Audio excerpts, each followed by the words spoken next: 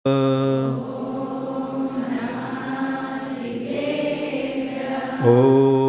नमः सिद्धेभ्यः।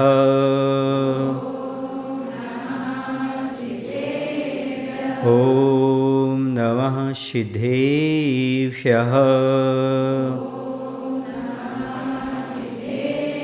बोले देवादिदेव श्री पारसनाथ भगवान की, आचार्य गुरुदेव श्री विद्यासागर जी महाराज जी की, आचार्य समय सागर जी महाराज जी की।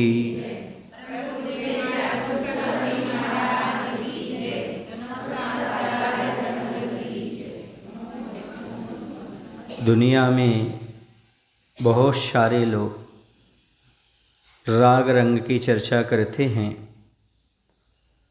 बहुत कम लोग हैं जो वैराग्य की बात सुनते हैं और वैराग्य भावना को अपने जीवन में आत्मसात करते हैं। आप और हम यहाँ पर बैठे हुए हैं तो राग रंग की चर्चा करने नहीं, राग रंग को छोड़ कर के वैराग्य भावना की चर्चा करने के लिए बैठे हुए हैं। यह आप सभी का सौभाग्य है, पंचम काल में भी आप वैराग्य की बातें सुनने का मन बना पा रहे हैं। जब आप वैराग्य धारण करेंगे, जब बाद की बात है। अभी तो वैराग्य के बारे में सुन रहे हैं, अनुमोदना कर रहे हैं, ये भी समझो आपका सौभाग्य है। ये आपके अगले भाव की नींव मान करके चलिएगा। जैसे लोकांतिक देव भगवान के 5 कल्याणक में से 4 कल्याणक में नहीं आते, लेकिन दीक्षा कल्याणक में वैराग की प्रशंसा करने अवश्य आते हैं, क्योंकि अगले भाव में उन्हें मुनि बन करके कल्याण करना होता है, नियम ही होता है। वैसे भले आज आप वैराग्य धारण नहीं कर पा रहे, लेकिन यदि आज वैराग्य की अनुमोदना कर रहे हो, निश्चित आगे किसी भाव में आप वैराग्य को धारण कर सकते हो। तो वज्रनाभि चक्रवर्ती राज्य कर रहे हैं, भोग को भोग रहे हैं और सुख सागर में रमत निरंतर जात न जानो कालो। उन्हें मालूम नहीं पड़ा कितना समय बीत गया, क्योंकि ये प्रकृति का नियम होता है। सुख के दिन बहुत जल्दी व्यतीत हो जाते हैं और दुख के दिन बहुत मुश्किल से निकलते हैं। जब पुण्य का उदय होता है, आदमी को मालूम नहीं पड़ता कब उसकी सारी जिंदगी कब कैसे निकल गई। जब दुख का पाप का उदय आता है, तब एक एक पल व्यतीत करना बड़ा मुश्किल होता है। बहुत सारे लोग तीव्र पाप के उदय में आत्महत्या कर लेते हैं, क्योंकि उनका समय व्यतीत नहीं हो पाता। उनके शरीर में कोई ऐसा कष्ट होता है, रोग होता है, पीड़ा होती है, या शारीरिक रोग होता है, या मानसिक रोग होता है, या बौद्धिक विक्षिप्तपना होता है, पागलपन आ जाता है, जिसके कारण आदमी अपने जीवन को समाप्त कर देता है। डिप्रेशन के शिकार हो जाते हैं, आत्महत्या कर लेते हैं। समझ आ रहा आपको? ये पाप के उदय में ऐसा होता है, लेकिन पुण्य के उदय में कब समय व्यतीत हो जाता मालूम ही नहीं पड़ता, आभास ही नहीं होता। ऐसे चक्रवर्ती भोगों को भोगते हुए कितना काल निकाल दिया, उससे कोई भान नहीं। फिर क्या हुआ? एक दिवस शुभ कर्म संयोगे, क्षेमंकर मुनि वंदे। देख श्री गुरु के पद पंकजो, लोचन अली आनंदे। कह रहे एक दिवस शुभ कर्म के संयोग से, अर्थात ऐसा कोई शुभ पुण्य कर्म का उदय आया जिसके माध्यम से उन्हें क्षेमंकर मुनि के दर्शन हो गए। क्योंकि जीव को बीतरागी प्रभु और गुरु का दर्शन बिना अतिशय पुण्य के उदय के नहीं होते। जब जीव का विशेष पुण्य का उदय आता है तभी जीव को वीतरागी प्रभु और गुरु के दर्शन हुआ करते हैं। महाभारत का एक प्रसंग है वीतरागी के दर्शन का। रथ पर सवार होकर के श्री कृष्ण सारथी बनकर के अर्जुन का रथ आगे ले जा रहे थे और युद्ध की समय की बात है और सामने से दिगंबर मुद्रा के धारी मुनि आ रहे थे। तो श्री कृष्ण जी ने एक ही बात कही थी, पार्थ हमारी जीत निश्चित है, क्योंकि जो यात्रा में जा रहा हो और सामने से दिगंबर मुद्रा के धारी साधु परमेष्ठी के दर्शन हो जाएं तो उसकी विजय निश्चित है, उसकी यात्रा सफल हो। ये जैन दर्शन में नहीं लिखा, ये महाभारत में लिखा हुआ है। समझ आ रहा है आपको? यानी ये महत्व है, इतना महत्व है। पुण्यशाली जीव को दर्शन होते हैं और जिसको दर्शन हो गए उसके कार्य निश्चित रूप से सफल होते हैं। जैसे आचार्य भगवान के दर्शन करके लोग अपने कार्य को सफल कर लिया करते थे, जीवन को ही सफल कर लेते थे। हम तुमने क्या किया? गुरु महाराज के दर्शन करके अपने जीवन को सफल बना लिया, सफल कर लिया। तो बिना पुण्य के मुनि के दर्शन नहीं होते, और यदि मुनि के दर्शन हो जाएं तो जब तक विशेष पुण्य ना हो तब तक उनके चरणों में बैठने की इच्छा भी नहीं होती। यदि आपको कहीं मुनि के दर्शन हो रहे हैं तो बहुत पुण्यशाली जीव हो। एक समय ऐसा था, बहुत सारे पंडितों ने दिगंबर मुद्रा के दर्शन नहीं कर पाए। इसी युग की बात है, 20वीं शताब्दी में ही। तो उन्होंने क्या लिखा? ते गुरु मेरे उर्वशो। क्या लिखा? ते गुरु। ते मतलब जो वीतरागी गुरु पहले हो चुके हैं, कुंद आचार्य आदि, समंतभद्र आदि, ये सब मेरे उर्वशो, हृदय वशो। क्योंकि उस समय वर्तमान में सच्चे साधु का अभाव था।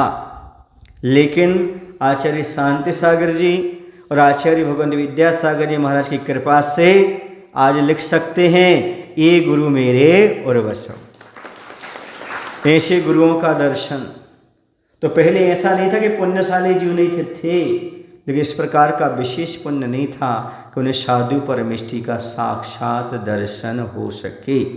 आज आप लोगों का सौभाग्य है कि आप साधु परमेष्ठी के साक्षात दर्शन कर पा रहे हो। तो पुण्य कर्म के योग से कौन से मुनिराज के दर्शन हुए? श्री क्षेमंकर मुनिराज के चक्रवर्ती के लिए दर्शन हुए। देखे श्री गुरु के पद पंकज लोचन अली आनंदे। देखी माने देख करके, श्री गुरु महाराज के पद माने चरण, पंकज माने कमल, चरण कमल, लोचन, लोचन माने आँखें, अली माने भौरा। भौरा समझते हो? भ्रमर, काला काला रहता है भौरा। आनंदे मतलब आँखें हो गई भौरा, और भगवान के चरण कमल हो गए, गुरु के चरण कमल हो गए कमल, चरण क्या हो गए? कमल, और आँखें हो गई भौरे। जैसे भौरा कमल को देख करके खुश होता है, आनंदित होता है, गुनगुन आवाज करता रहता है, उसी प्रकार से सम्यक दृष्टि जीव गुरु के चरणों को देख करके भौरे की भांति आनंदित हो उठता है। भौरा और कहीं नहीं बैठता, कहीं नहीं रमता, घंटों घंटों वह जाकर के कमल के ऊपर, फूल के ऊपर जाकर के बैठ करके पराकर्ण ग्रहण करता रहता है। उसी प्रकार जो सम्यक दृष्टि होता है वह जीव भगवान के चरण कमलों में भौरे की भांति घंटों घंटों ध्यान करता रहता है, अवलोकन करता रहता है, उसके नेत्र सफल हो जाते हैं। अद्यावसलता नयनद्वयस्व देवत्व देय चरणा मुझे वीक्षणेनो अद्यत्र लोक तिलक प्रतिभासते में संसार वाद्रयम चुलक प्रमाणा। वो क्या कहता है? ये भगवान आज मेरे दोनों नेत्र सफल हो गए। आपके चरण कमल को देख करके। और जो संसार हमारा अनंत था, सागर बराबर था, वो चुल्लू प्रमाण बचा। अर्थात आपके दर्शन करने से सम्यक दर्शन तो हुआ ही, उसके साथ साथ निधत्ते निकाचित कर्मों की निर्जरा भी हो गई। ऐसे भाव सम्यक दृष्टि उस समय भाता है जब प्रभु और गुरु के चरण उसे दिखाई देते हैं, मिल जाते हैं, तो इस प्रकार से खुश होता है। कहीं कहीं पर लिखा हुआ है कि जैसे मोर होता है, नवेलू मोर होता है, वह बादल कहाँ रहते हैं? ऊपर। लेकिन जैसे ही आसमान में बादल छा जाते हैं, अब पानी बरसेगा, यह विचार करके वह जमीन पर नाचने लगता है। नाचे जो मन को मोर, ऐसा कोई भजन है ना एक, हाँ, नाचे जो मन को मोर। ये मन का मोर हमारा नाचने लगता है। जैसे बादल की सूचना मिलते हुए, पानी नहीं आया, मात्र बादल की सूचना ही मिल गई, दिखाई दे गया कि हाँ बादल है, अब पानी आ सकता, आया ना आए, आ सकता है, ऐसी उम्मीद से जैसे मोर नाचने लगता है, वैसे ही गुरु के दर्शन होंगे, गुरु हमारे नगर में पधारेंगे, साधु परमेश्वरी पधारेंगे, ऐसा सोच करके सम्यक दृष्टि का मन रूपी मोर नाचने लगता है। सम्यक दृष्टि जी खुश होता है। आज हमारे नगर में श्री गुरु पधार रहे हैं, अब हमारी तृप्ति होगी। जैसे वर्षा होने पर शांति हो जाती है, वैसे गुरु के दर्शन करते हुए हमारी आत्मा को शांति प्राप्त होगी, हमारा मन चिंता मुक्त होगा, तनाव मुक्त होगा। ऐसा भाव उसके अंदर उत्पन्न हो जाता है। जैसे कि वज्रनाभि चक्रवर्ती ने क्षेमंकर मुनिराज के दर्शन किए, उनके पद पंकज का अवलोकन किया और भौरे की भांति उसको आनंद की अनुभूति होने लगी। समझ आ रहा आपको? एक गांव में हम थे, उस गांव में लोगों ने भजन सुनाया, भरत चक्रवर्ती घर में बैरागी, उगार में थे, हाँ, तो भरत चक्रवर्ती घर में बैरागी। आप लोग भी घर में बैरागी होंगे फिर तो, बोलो ना। जो आपके पति वगैरह घर में है वो सब बैरागी होंगे। अब सुन लो, जो धर्मात्मा होता है, बैरागी होता है, जिसका कल्याण होना होता है, उसकी परिणति कैसी होती है, यदि समझ में आ जाएगा तो समझ लेना आप बैरागी हो। भरत चक्रवर्ती को जब मालूम पड़ता था कि पूर्व दिशा से मुनिराज आ रहे हैं, उत्तर दिशा से मुनिराज आ रहे हैं, दक्षिण दिशा से मुनिराज आ रहे हैं, पश्चिम दिशा से मुनिराज आ रहे हैं, जैसे ही चक्रवर्ती को, बड़े बड़े राजा महाराजाओं को जैसे मालूम पड़ता था साधु परमेष्ठी का आगमन हो रहा है, वो अपने सिंहासन को छोड़ करके 7 कदम आगे बढ़ करके वहीं से उनको नमोस्तु करते थे। आप लोग दुकान छोड़ करके, खेती छोड़ करके, भोजन पानी छोड़ करके यदि आपको मालूम पड़े कि महाराज दत्त वाड़ से निकल गए हैं, तो आप क्या वो सब काम छोड़ करके 7 कदम आगे बढ़ करके आपने नमस्कार किया था क्या? प्रश्न है, बीच में आपकी चर्चा भी छेड़ना जरूरी है। यदि आप वास्तव में सम्यक दृष्टि हैं, आप वास्तव में घर में बैरागी बनना चाहते हैं, जल्दी आत्मकल्याण करना चाहते हैं, तो महापुरुषों के भावों को समझो। आप इतने व्यस्त नहीं हो जितना चक्रवर्ती रहता था, 96,000 को संभालता था, और इतने तो पुत्र होंगे कम से कम। यदि एक का एक भी लगाओ तो कितने पुत्र होंगे? हाँ, कितनी सेना, कितना कटा, कितना क्या, कितना बिजी, कितने घोड़े, कितने हाथी, ये सब होने के बावजूद भी जिससे 7 कदम आगे बढ़ने के भाव हो जाए, नमस्कार करने के, साधु परमेष्ठी को नाम सुन के ही वही घर में बैरागी हो सकता है। आप लोग चाहते हैं कि आपको भी बैरागी कभी प्राप्त हो? तेरी बैरागी का नाम सुनो, सुन रहे ना आप लोग कि नहीं? आज तक तो नहीं किया, लेकिन आज अब कर लेना आगे चल कर के। यदि आपके नगर में कोई बीतरागी साधु आ रहे हों तो आपको सूचना मिल जाए, चाहे मोबाइल से मिले, चाहे किसी व्यक्ति से मिले, तत्काल 7 कदम आगे बढ़ना और वहीं से नमोस्तु कर लेना, आपका जीवन धन्य हो जाएगा। लगता है आप लोग पुराण ग्रंथ पढ़ते नहीं हो, प्रथमानुग आप लोगों का कमज़ोर है, इसलिए पढ़ा करो। और मेरी तो एक आदत है, जब मैं पढ़ता हूँ तो एक एक चीज़ को बड़ी बारीकी से पढ़ता हूँ।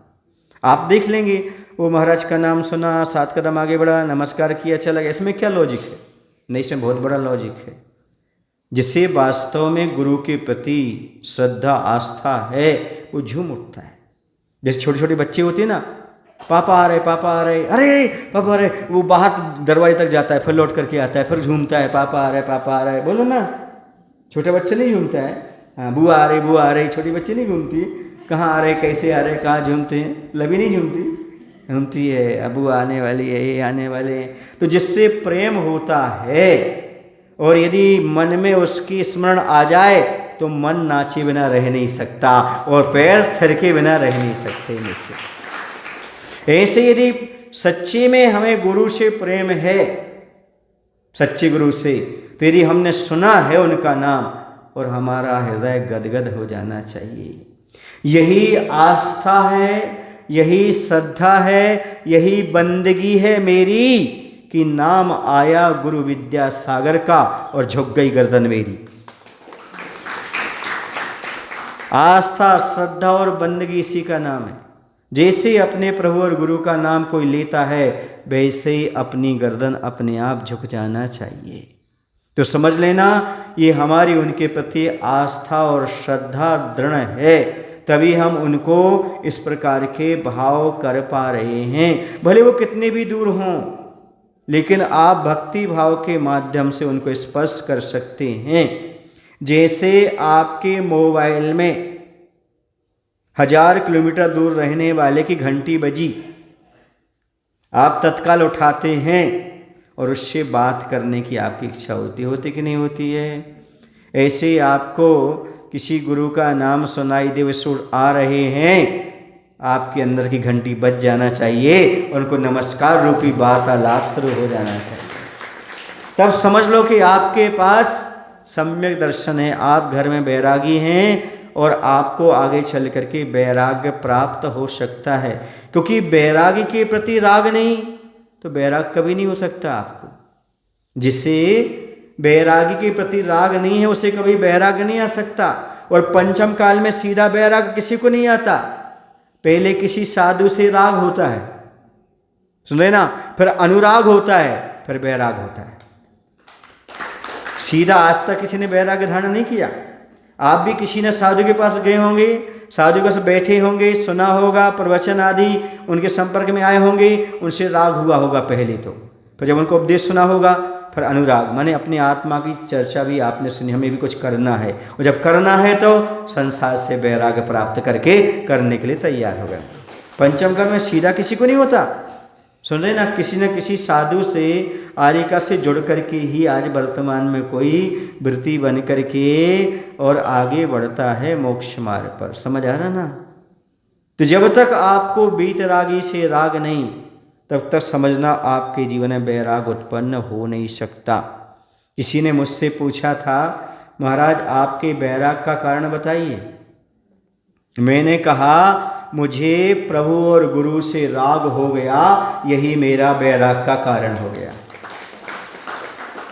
मुझे आत्मा और परमात्मा से राग हो गया, यही मेरा बैराग का कारण हो गया। जब तक देव शास्त्र गुरु के प्रति प्रशस्त राग नहीं जागता, ध्यान रखना, तब तक बैराग सार्थक नहीं होता, बैराग होता ही नहीं है। ये बताओ, यदि आप रत्नत्रय प्राप्त करना चाहते हो, संसार को छोड़ना चाहते हैं, तो जो संसार को छोड़ करके रत्नत्रय का पालन कर रहे हैं, क्या उनके प्रति भक्ति नहीं जागेगी? चारित्र्य के प्रति आपकी भक्ति है, श्रद्धा है, तो क्या जो चारित्र्य का पालन कर रहे हैं उनके प्रति श्रद्धा भक्ति नहीं होगी क्या आपकी? निश्चित होगी। समझ आ रहा है ना? होगी। यदि आपको चारित्र्य के भाव हैं तो, क्योंकि शाक्ताचार ग्रंथ में लिखा है राग देश निवृत्ति चरणम प्रतिपद्यते साधु। राग देश की निवृत्ति के लिए चारित्र्य की शरण में जाना पड़ेगा।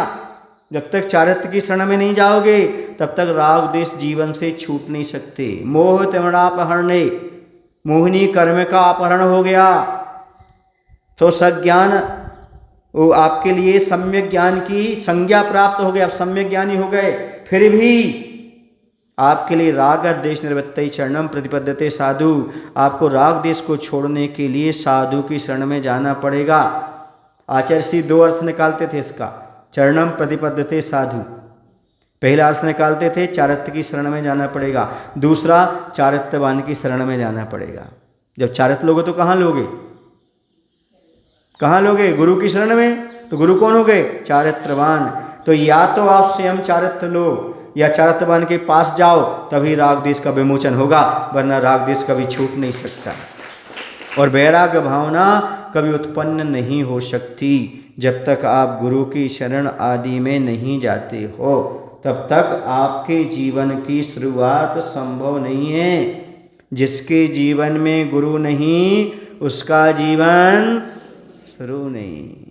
इसलिए गुरु की शरण में जाना जरूरी है। आपको सौभाग्य मिला है, चूकिए मत, क्योंकि ये आपका बेहतरीन समय चल रहा है, पुण्य का उदय चल रहा है। यदि आपको साधु की शरण मिल रही है, वो भी दक्षिण में, यदि बीतराग सच्चे साधु की शरण मिल जाए तो अहोभाग्य मान करके चलना। जहाँ पर मिथ्यात्व का बाहुल्य हो, जहाँ पर सब अपनी अपनी चला रहे हों, वहाँ पर भी कोई बीतरागता का मार्ग दिखाने वाला हो तो समझ लेना आपका विशेष पुण्य का उदय। तब आपको ऐसे साधु परमेष्ठी का दर्शन उपलब्ध होता है। समझ आ रहा है? भोगभूमिया जीव साधु के दर्शन नहीं पा पाते। सब सुख सुविधाएं उनके पास, कोई कमी नहीं है। चक्रवर्ती से भी अनंत गुणा सुख भोग है कहाँ? भोगभूमि। लेकिन गुरु के दर्शन नहीं। हाँ, कुचित कदाचित मिलता है पुराण ग्रंथों में कि कोई साधु ऐसे हुए हैं, एक उदाहरण तो मिला है, और भी होते होंगे, जो भोगभूमि गए थे। क्यों गए थे? उनको अवधि ज्ञान हो गया, रिद्धि प्राप्त थे, तो उनका एक मित्र था, उनका मित्र मरण करके भोगभूमि पहुंच गया था, तो सम्यक दर्शन के लिए गई थी, उसको सम्यक प्राप्त कराने के लिए गए थे। सुन रहे हो? इसलिए कह रहा हूँ ऐसे मित्र बनाओ आप भी, ताकि वो मुनि भी बन जाएं, तो आपको कहीं भी हो तो वहाँ संबोधन करने आ सकें और आपको जगा सकें, आपको समझा सकें। तो भोगभूमि में ऐसा तो मिलता है प्रकरण कि कोई मुनिराज किसी को संबोधन करने के लिए गए, बाकी वहाँ पर चौथे और स्थान से ऊपर है ही नहीं, वहाँ मुनि तो विचरण करते ही नहीं। भले भोग है तो क्या बात हो गई, लेकिन आपका सौभाग्य है कि आपको ये सारी चीज़ें अभी यहाँ उपलब्ध हो रही, साधु परमेष्ठी आदि के आपको दर्शन हो रहे हैं। तो आपको ऐसा आनंद प्रकट करना चाहिए जैसे कि भौरे को कमल को देख करके आनंद आता है, क्योंकि उससे पराग ग्रहण करता है, उसका जीवन उसी से चलता है। मुझे सम्यक दृष्टि के लिए वैराग्य यदि किसी से प्राप्त होता है तो साधु परमेष्ठी के शरण में जाने से ही प्राप्त हुआ करता है। इसलिए कभी भी उनका संयोग मत चूकिएगा। समझ आ रहा है? बहुत सारे ऐसे उदाहरण हैं प्रथमान योग में जो साधु परमेष्ठी के दर्शन करने से वैराग को प्राप्त हो गए, जिन्होंने साधु परमेष्ठी के पास गए, जिनकी जीवनचर्या परिवर्तित हो गई। और आप लोग भी बहुत सारे यहाँ पर बैठे होंगे, पहले आप भी क्या जानते थे, हम भी क्या जानते थे, बोलो हमारी क्या औकात थी, लेकिन गुरु महाराज की शरण मिली और अपना जीवन आमूल चूल परिवर्तन हो गया। आप भी यदि चाहते हो अपने जीवन में परिवर्तन, तो आप भी जैसे मिले वैसे साधु परमेष्ठी का दर्शन करने का भाव बनाइएगा। आसपास कहीं भी साधु परमेष्ठी मिलते हैं तो चूको मत, क्योंकि पुण्य वर्गणाएँ इसी से मिलती हैं और जीवन का आगे का उत्थान इसी से बनने वाला है। अब क्या किया, जैसे आनंदित हुआ साधु परमेष्ठी को देख करके, उसका मन, उसके नेत्र आनंदित हो गए। और कभी कभी तो ऐसा होता अश्रुधारा भी बहने लगती है, आंखों से पानी निकल आता है। क्यों?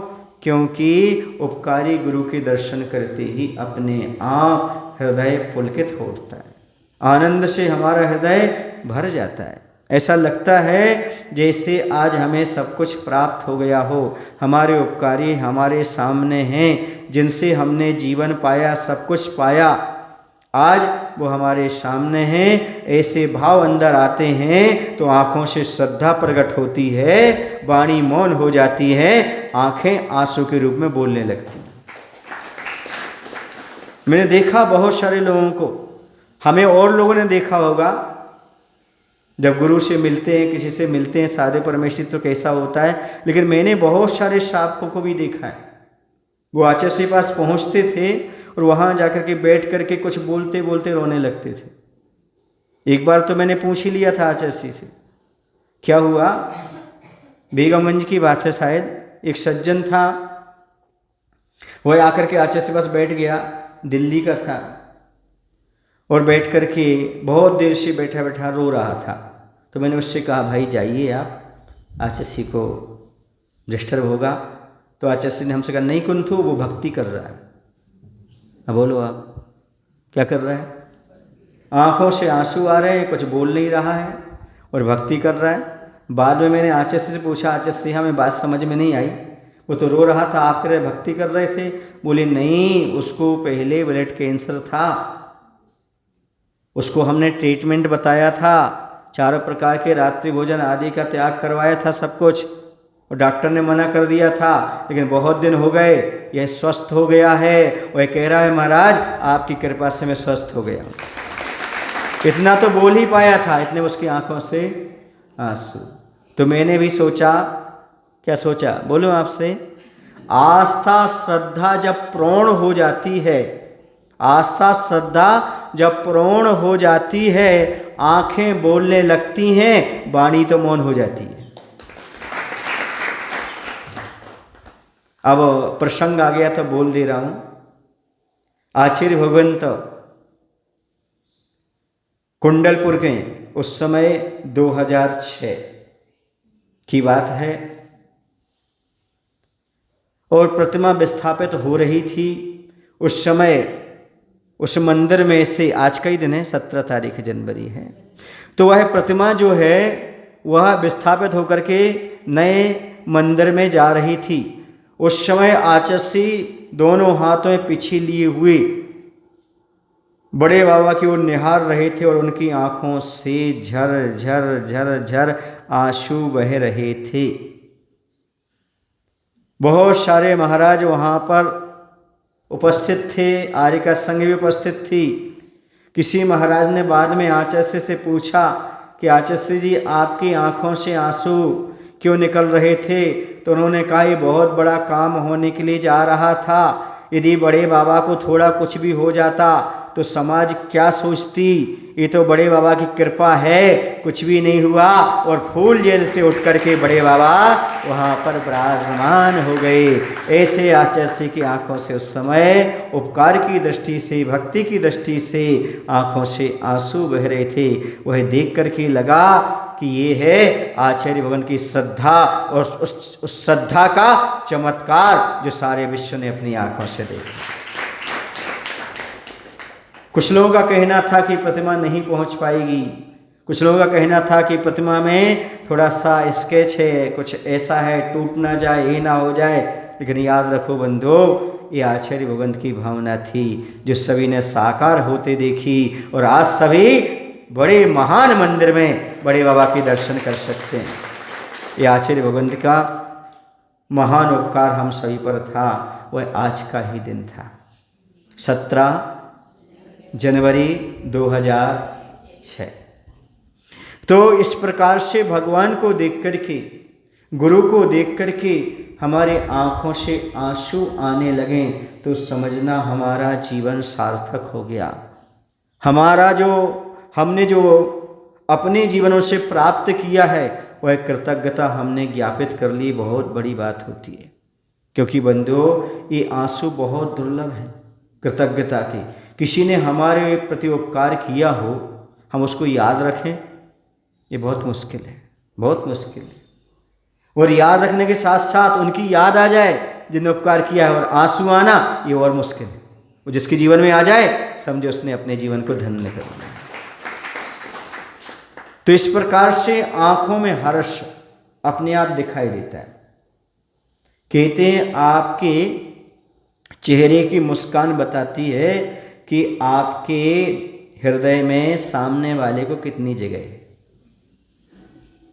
समझ आया? मैं 2 पंक्तियां सुना देता हूं। बाणी देश दिखावती कुल कहता आचार,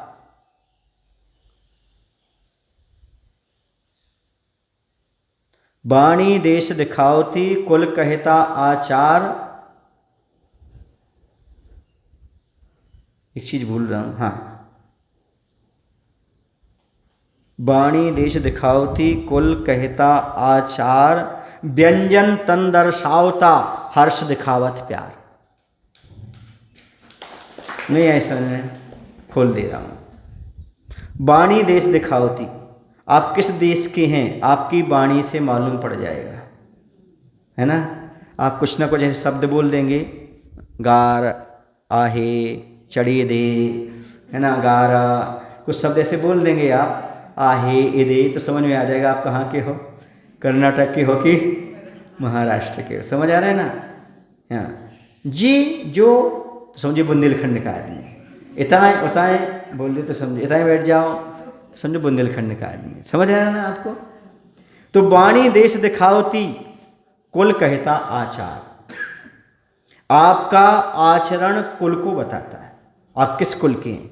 आपके उठने बैठने की, बातचीत करने, सबके तरीके बताते हैं। कुल कहता आचार, व्यंजन तन दर्शावता, आपका शरीर बताता है आपने क्या खाया पिया। समझ आ रहा है ना। आप खाते पीते घर के हैं। व्यंजन तन दर्शावता, और हर्ष दिखावत प्यार। जो अंत में बात कह रहे थे वो ये कह रहे थे, हर्ष दिखावत प्यार। आपके चेहरे पर हर्ष देख करके, मुस्कान देख करके मालूम पड़ता है सामने वाले के प्रति आपकी कितनी श्रद्धा, कितनी भक्ति और कितना प्रेम। यदि उन्हें देख करके आपके चेहरे पर मुस्कान आ जाती है, आपका चेहरा खिल जाता है, अहो भाग आज मैंने प्रभु का दर्शन किया, अहो भाग आज मैंने गुरु का दर्शन किया, ऐसा भाव गदगद हो जाए तो हर्ष दिखावत प्यार। या आपकी जो चेहरे की क्या बोलते हैं उसको, हाव भाव, वो बता देते हैं कि अंदर सामने वाले के लिए आपके लिए कितना स्थान है। कई बार ऐसा होता है, चौके में लोग बोलते महाराज आप तो सीरियस हो। मैं सीरियस नहीं हूँ, वो चौके वाले सीरियस हैं। वो भी तो थोड़ी हंसे, तो थोड़ा प्रशस्त भाव से तो आहार दे, तब तो अपन को थोड़ा हंसने के भाव है। अपने अकेले हंसने लगो क्या, खुश दिखने लगो क्या, सामने वाला मुंह लटका करके आहार दे रहा है तो कैसे बनेगा। तो हर्ष दिखावत प्यार, क्या दिखाता, सामने वाले गदगद हो जाए। मैंने देखा सागर के एक सज्जन हैं, वो इतने अच्छे थे, उनको केसरिया नाथ बोलते थे हम लोग। सुन रहे, प्रदीप जैन के पिताजी थे सागर के। वो क्या करते थे, थोड़े शरीर उनका कमजोर सा लगता था, पर हमेशा वह आचसी जहाँ रहते थे महीनों महीनों शुद्ध भोजन बनाते थे, पड़गाहन करते थे और महीनों महीनों रहते थे। लेकिन जैसे ही आचसी दिखते थे ऐसे उचकने लगते थे। वो 60 साल से ऊपर के होंगे वो, ऐसे हे केसरियानाथ, हे केसरियानाथ, जय हो जय हो जय हो जय हो जय हो। दूर से इतने खुश हो जाते थे। आचसी भी हंस करके आशीर्वाद देते थे। और पड़गाहन के समय तो वो ऐसे नाचते थे, क्या बताएं, उनकी आंखों से आंसू आ जाते थे। कोई भी साधु पहुंच जाए उनके चौके में, पड़गाहन में, और हमसे बोलते थे वो सांवरियानाथ। कौन से, हम समझ, सांवरियानाथ क्या बोलते थे, जय हो सांवरियानाथ। सांवरिया कौन को बोलते हैं, जो काले होते हैं उनको क्या बोलते हैं, सांवरियानाथ, पारसनाथ, सांवरियानाथ, है ना। तो ऐसे पड़गाहन करके ऐसे गदगद हो जाते थे, उनकी आंखों से आंसू आ जाते थे। आज मुझे याद आ रही है उनकी, क्यों, क्योंकि उन्हें देख के लगता था कि साधु को देख करके भक्त को ऐसे ही प्रमुदित होना चाहिए। इतने खुश होते थे, इतने खुश होते थे वो देख करके, नाचने लगते थे, नाचते नाचते ही परिक्रमा करते थे। हाँ, नीचे सेहरा करना पड़ता था कभी कभी हम लोगों को, इतने ओवर, क्या बोलते उसको, जैसे आपने देखा होगा अभी जब पिछी परिवर्तन हुआ था ना, एक भोपाल के सज्जन आए थे, देखा आपने उनका डांस देखा था, उनका नृत्य देखा था आपने। उस समय आदमी भूल जाता है कि हमारे कैसे एक्शन के पर क्या प्रभाव पड़ रहा, हमें तो खुशी के मारे झूमना है। ये कहलाती है भक्ति और श्रद्धा। नरेंद्र पंडरी वाले हैं, इस प्रकार से भक्ति से झूम जाते व्यक्ति। ऐसा अपने आप में एक आनंद किसको आया, ये चक्रवर्ती को आनंद आया, किन्हें देख करके, मुनिराज को।